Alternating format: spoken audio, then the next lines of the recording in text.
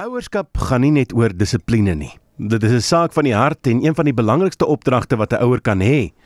Hedendaagse ouers staar talle uitdagings in die gesig, van tegnologiese vooruitgang tot morele verwarring in 'n wêreld wat teen 'n spoed verander. Hoe help ons kinders om standvastig, verantwoordelik en geloofsgetrou die grootmenswêreld tegemoet te gaan? Ewige beginsels om suksesvolle kinders groot te maak deur Yavor Rusinov en Herderskap van 'n kinderhart deur Ted Tripp is twee van Lig in Duisternis uitgewers se mees onlangse vertalings. Hierdie twee Bybelgetroue publikasies bied ouers die nodige leiding om hulle kinders volgens Bybelse beginsels verantwoordelik en liefdevol groot te maak. Ek gesels vandag met Dominee Skalk Strauss, publikasiehoof van Lig in Duisternis uitgewers, wat ons meer oor die twee publikasies gaan vertel. Dominee Skalk, baie welkom by my in die ateljee. Baie dankie, Antoine. Dominee Skalk, beide publikasies bied 'n Bybelgefundeerde benadering tot ouerskap.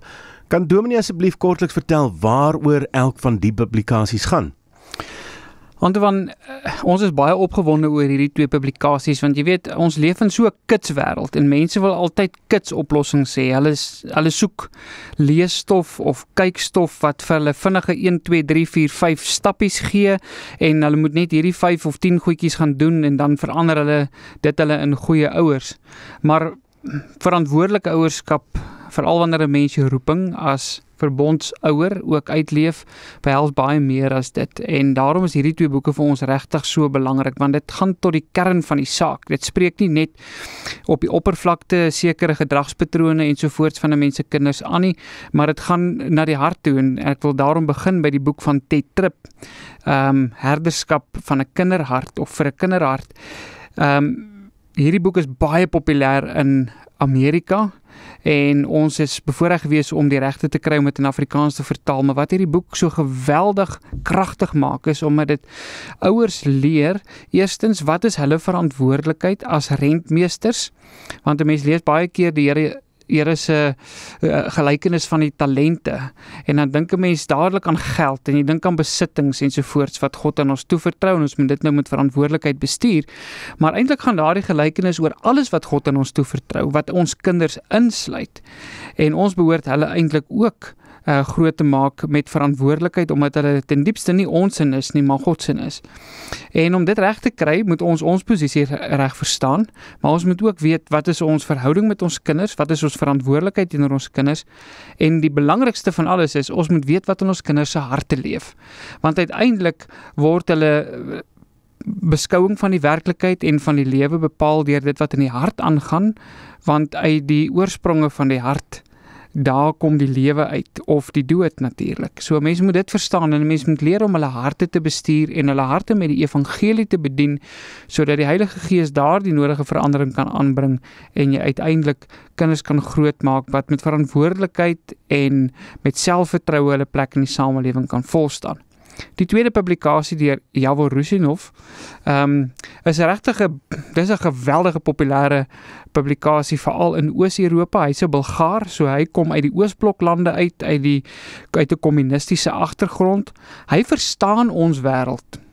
Hy verstaan dit waaraan ons nou blootgestel word en ons besef dit nie eers in Suid-Afrika nie, maar ons kinders is geweldig blootgestel aan kommunistiese, sosialistiese, ideologiese ondertone in die opvoedingsstelsel waarin hulle van tans verkeer.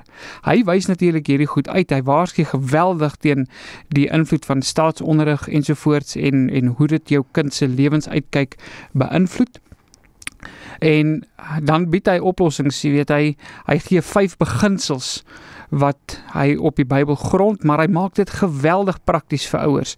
En eintlik is die boek so prakties geskryf dat ek het dit byvoorbeeld vir my hoërskoolkinders gekoop en gesê, hier, julle kan dit self lees, ek hoef hierdie goed vir julle voor te lees of vir julle te leer nie, gaan lees dit sommer self, maar net om een van die beginsels 'n bietjie uit, of so 2 of 3 dalk uit te lig, een van hulle is byvoorbeeld vryheid, die konsep van vryheid. En dan skryf hy, maar vryheid beteken om eerstens te besef, jy is nie volkome vry nie. Jy is altyd onder die heerskappy van iets of iemand, het hang net af wie dit is. En vir ons as gelowiges is vryheid om onder God se heerskappy oor ons eie sake besluite te mag neem. en verantwoordelikheid vir ons eie sake te kan neem. So hy trek 'n baie sterk verband tussen vryheid en verantwoordelikheid. En dan sal hy byvoorbeeld ook fokus op dinge soos rentmeesterskap, want as vryheid met verantwoordelikheid gepaard gaan, dan is dit outomaties ook verbind aan iets soos rentmeesterskap. En dan het hy baie interessante, buiten vir al die ekonomiese beginsels en so wat hy gee in die boek, en baie praktiese raad vir kinders om hoe om jou begrotings op te stel, hoe om te beplan, hoe om oor die lewe te dink ensovoorts. Skryf hy dan ten slotte ook oor hoe mense toekomsperspektief 'n invloed het op jou lewe. Hy sê daar's 3 soorte toekomsperspektiewe. Party mense lewe verlede georiënteerd, party hede georiënteerd en party toekoms georiënteerd. Verlede georiënteerde mense is daai ouens wat altyd, hulle leef net, die verlede was die beste, niks kan ooit daarby kom nie, en daarom sit hulle eintlik in sak en as, want hulle sal nooit weer terugkry wat hulle gehad het nie, en dit bied vir hulle geen motivering eintlik om te lewe nie. Hede georiënteerde mense is mense wat vir die oomblik leef. Is mense wat eintlik geen toekomsverwagting het nie. Hulle sê die lewe is hier en nou, ek moet dit nou geniet, ek moet al my geld nou uitgee, ek moet niks spaar nie, ek moet geen verantwoordelikheid vat vir dit wat aan my toevertrou is nie. En uiteindelik is dit die ouens wat byvoorbeeld in dobbelary verval. En dan het jy toekomsgeoriënteerde mense. Nou, as gelowiges is ons tog baie sterk toekomsgeoriënteerd. Ons leef baie doelgerig op in die oog op die toekoms en dit wat vir ons voorlê. En dit het 'n bepaalde invloed op hoe ons die lewe benader. Nou, hoe verskil hierdie boeke van ander ouerskapsboeke met betrekking tot praktiese wenke vir ouerskap? Ek dink ek het iets daarvan reeds geantwoord om te sê dat dit regtig nie 'n resepteboek vir ouerskap is nie. Ek dink dis 'n boek wat jou uitdaag om bietjie te dink. Dis 'n boek wat jou uitdaag om jou eie ouerskapmetodes te ontleed en te ondersoek, altoe hierdie boeke, en dit te meet aan die skrif, en te sê, maar as ek regtig verantwoordelik besig met dit wat God aan my toevertrou het, is ek besig om my kinders regtig groot te maak om uit die huis uit te gaan. Jy weet, Genesis 2 vers 24 sê die Here, en hy het vir Eva na Adam toe gebring, en dan sê hy, julle sal een vlees wees, en hy sê, daarom sal die man sy vader en sy moeder verlaat en sy vrou aankleef, en hulle sal een vlees wees. Nou daarin lê 'n belangrike ouerskap beginsel. En die beginsel is, jy moet jou kinders grootmaak om uit die huis uit te gaan.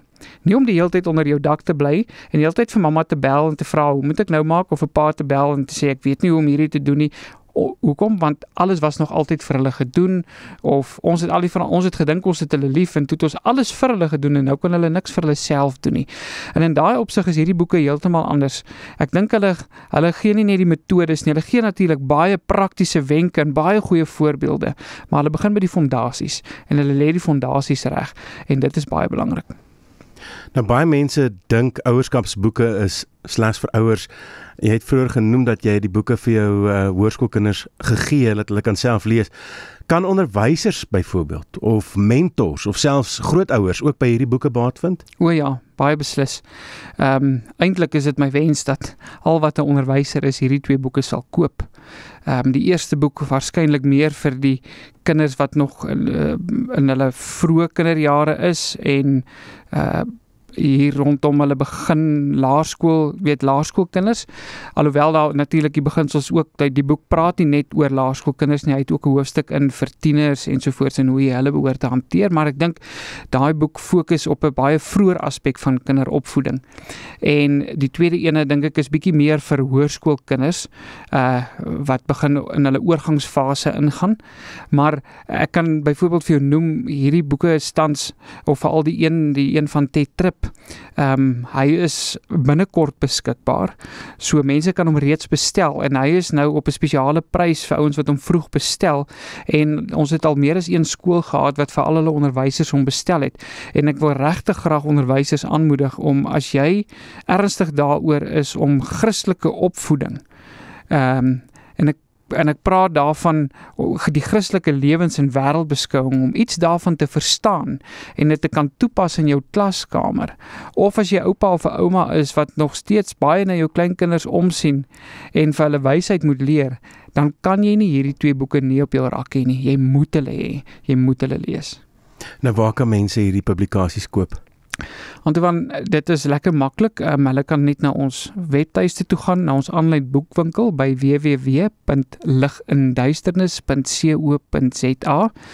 Ek sê maar net, dis lig in duisternis. Baie mense verwar dit en hulle hoor of ons sê dit baie keer swak en dan klink dit soos lig en duisternis, maar ons wil tog nie albei wees nie. Ons is lig in duisternis.co.za en daar sal hulle sommer op die landingsblad behoort hulle die 2 boeke te sien en dan kan hulle maar net daarop klik en dit in hulle mandjie sit en soos 'n mens maar gewoonlik met hierdie winkels bestel en dan lewer ons dit vir hulle af by hulle voordeur.